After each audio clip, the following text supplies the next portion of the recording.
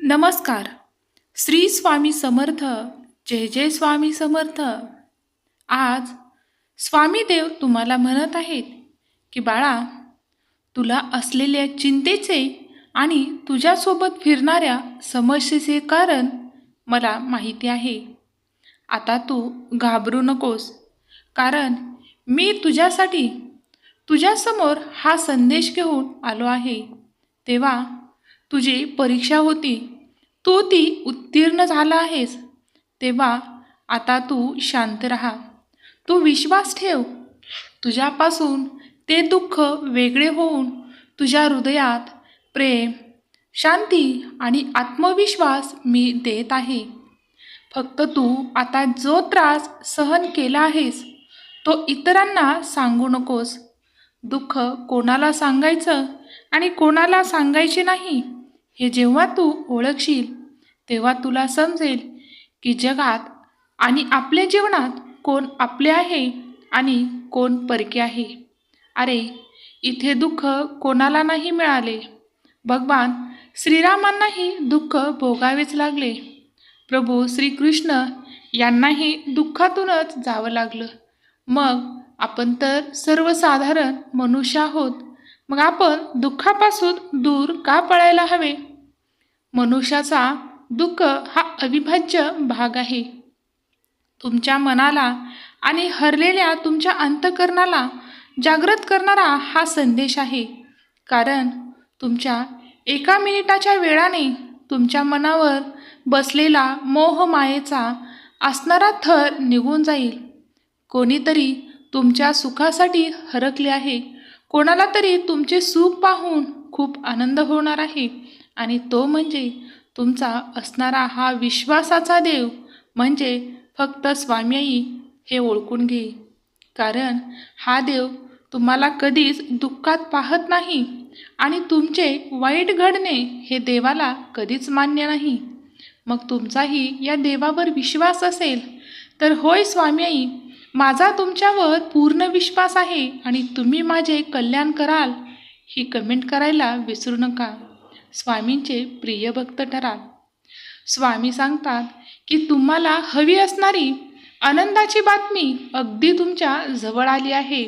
मला माहीत आहे तुम्हाला खरोखर काय हवे आहे, पण मी तुम्हाला तेच देईन जे तुमच्यासाठी योग्य आहे आणि त्यासाठी तुम्ही पात्र आहात.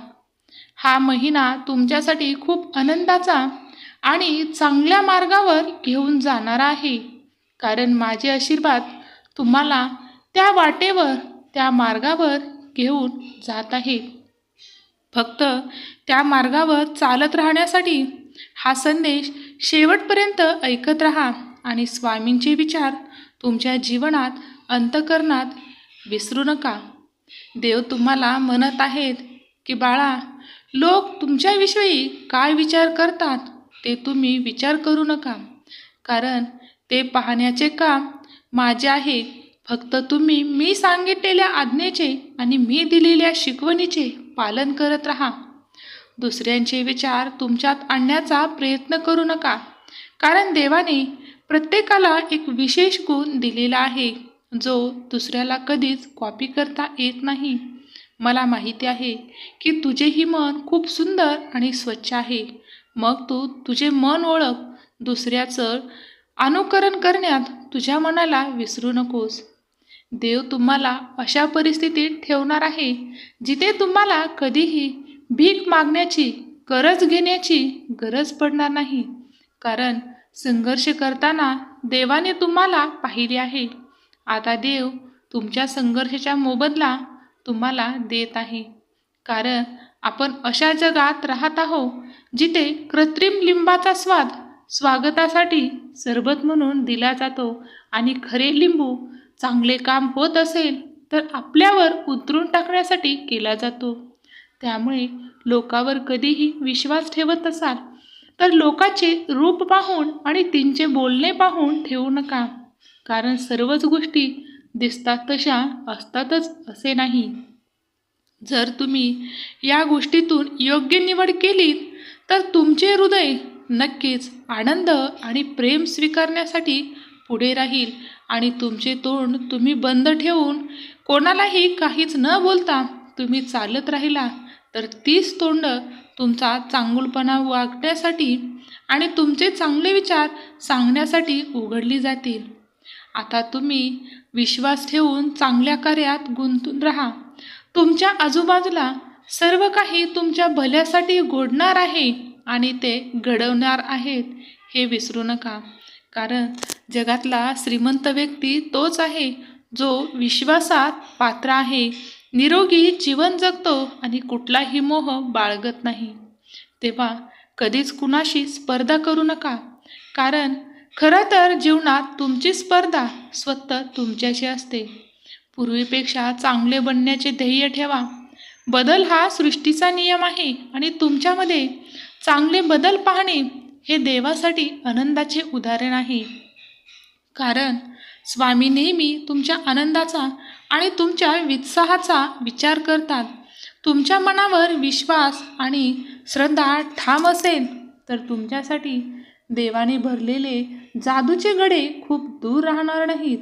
कारण देव तुमच्या समोर आहेत. देव तुमचे डोळे उघडू पाहतात आणि तुम्हाला जगाचे खरे रूप दाखवू पाहत आहेत. तेव्हा जेव्हा तुम्हाला गरज असेल तेव्हा फक्त देवाला हाक मारा. देव तुम्ही विचारण्याआधीच मदत करतील आणि तुम्हाला विसर कधीच पडू देणार नाहीत. फक्त जीवनाच्या शेवटी तुमच्याकडे काय आहे, किती आहे आणि कसे आहे हे पाहण्यापेक्षा तुम्ही जीवनात काय कमवले हे देव पाहतात. म्हणजे तुम्ही माणुसकी किती कमवली, पुण्य किती कमवले आणि किती नामस्मरण केले याचीच परतफेड तुम्हाला शेवटी मिळत असते. जीवनात खूप पैसा कमवला, गाडी, बंगले, धन, दौलत, पद, प्रतिष्ठा याचा विचार देवापुढे कधीच केला जात नाही. कारण देवाला या गोष्टीचे मोल काच नाही. कारण हे सर्व देणारा तो देवच आहे. तर त्याच्यासाठी या सर्व मूल्य आणि या सर्व गोष्टी काचे समान आहेत. त्यामुळे जितके घेता येईल तितके प्रेम, आशीर्वाद आणि समृद्धी घ्या. ती फक्त तुमच्या यशाची गुरुकिल्ली ठरतील आणि तुमच्या जीवनाचे मूल्य ठरवतील. विश्वास ठेवत आहे तर फक्त देवावर ठेवा. कारण हे जग तुमच्यावर विश्वास ठेवेल आणि तुम्हाला विश्वासात घेऊन तुमचाच विश्वासघात करेल. मग त्यावेळेस जो त्रास होणार आहे तो सर्वात जास्त तुम्हालाच होणार आहे आणि त्यावेळेस तुम्हाला आधार देण्यासाठी कोणच असणार नाही. हे जर तुम्ही ओळखलात तर जीवनात तुम्ही कधीच धोका खाणार नाहीत आणि तुमचा विश्वासघात कधीच होणार नाहीत. कारण जीवनाचे सत्य हेच आहे की अंतिम सत्य एकच, ते फक्त म्हणजे आपण केलेले नामस्मरण आणि नामस्मरणाच्या ताकदीने तुम्ही मिळवलेला देवाचा आश्रय हेच तुम्हाला शेवटपर्यंत साथ देतात. धन्यवाद. श्री स्वामी समर्थ. जय जय स्वामी समर्थ.